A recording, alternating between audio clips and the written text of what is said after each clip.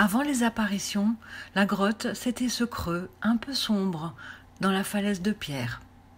Nous sommes en 1858, il y a un peu plus de 160 ans. À cette époque-là, Lourdes était un petit village de 4000 habitants dans les Pyrénées. À Lourdes, en l'an 1844, est née une petite fille dans la famille Soubirous. Elle a été baptisée et son prénom est Bernadette. Les Soubirous vivent au moulin de Boly. Papa François est meunier. Il fabrique la farine à partir du blé qu'on lui apporte.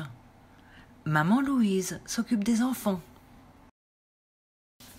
Tous vivent heureux au moulin de Boly. Bernadette reçoit beaucoup d'amour de ses parents. Petit à petit, le moulin a de moins en moins rapporté d'argent. La famille a été ruinée. Elle a été obligée de quitter le moulin. La famille emménage au Cachot, l'ancienne prison de Lourdes. C'est un cousin qui leur prête ce pauvre logement, une simple et unique pièce, humide, pour dormir, manger, vivre. La famille est très pauvre. La nourriture est rare certains jours. Malgré cela, ils prient ensemble chaque jour pour remercier le Seigneur de ce repas, même s'il est très simple. Être pauvre, ce n'est pas forcément être malheureux. Même si les Soubirous ont peu de choses pour vivre, Bernadette est heureuse de garder son petit frère et de jouer avec lui.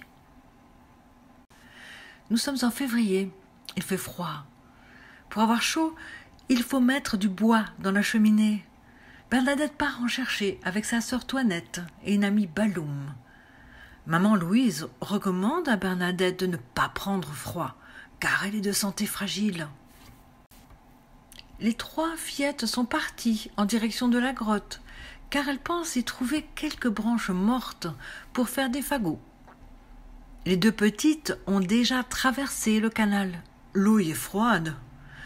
Pour traverser à son tour, Bernadette enlève ses sabots et ses bas. Tout à coup, Bernadette entend comme un grand coup de vent. Elle tourne la tête, mais les arbres ne remuent pas. Un deuxième coup de vent et une lumière. Dans cette lumière, une belle dame.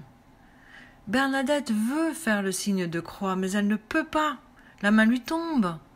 La belle dame fait un magnifique signe de croix. Alors Bernadette peut le faire et elle prie. De retour au cachot, Bernadette raconte à maman Louise ce qu'elle a vu. La lumière, puis dans la lumière, une belle dame. Ce jour-là, c'est jeudi, et le jeudi, c'est jour de marché à Lourdes. Tout le monde vient de partout, soit pour vendre ses produits, soit pour en acheter. Au marché, tout le monde parle de la belle dame à la grotte, et la nouvelle se répand vite. Bernadette devient la curiosité du village. On la montre du doigt. C'est sûr, on ne sait pas qui est cette belle dame que Bernadette voit. Alors, on se méfie. Mais tout le monde ne se méfie pas. Certaines personnes croient Bernadette et veulent savoir qui elle voit. Alors, elle donne à Bernadette du papier, une plume et de l'encre pour que l'apparition écrive son nom. Mais l'apparition se contente de sourire. À chaque apparition, Bernadette prie le chapelet à la grotte. La belle dame aussi prie. Elle a un chapelet entre les mains. La foule vient de plus en plus nombreuse. Un jour, la foule voit Bernadette embrasser la terre. Personne ne comprend. Mais Bernadette explique. C'est la belle dame qui me l'a demandé, pour les pêcheurs. Le lendemain, Bernadette gratte la terre dans un coin de la grotte. Là encore, tout le monde se pose des questions. Mais bientôt, un filet d'eau jaillit à cet endroit. Ces histoires d'apparitions font beaucoup de bruit à Lourdes. Cela dérange l'ordre public. Alors, le commissaire s'en mêle et décide d'interroger Bernadette. Mais elle n'a pas peur de lui et répond calmement à ses questions.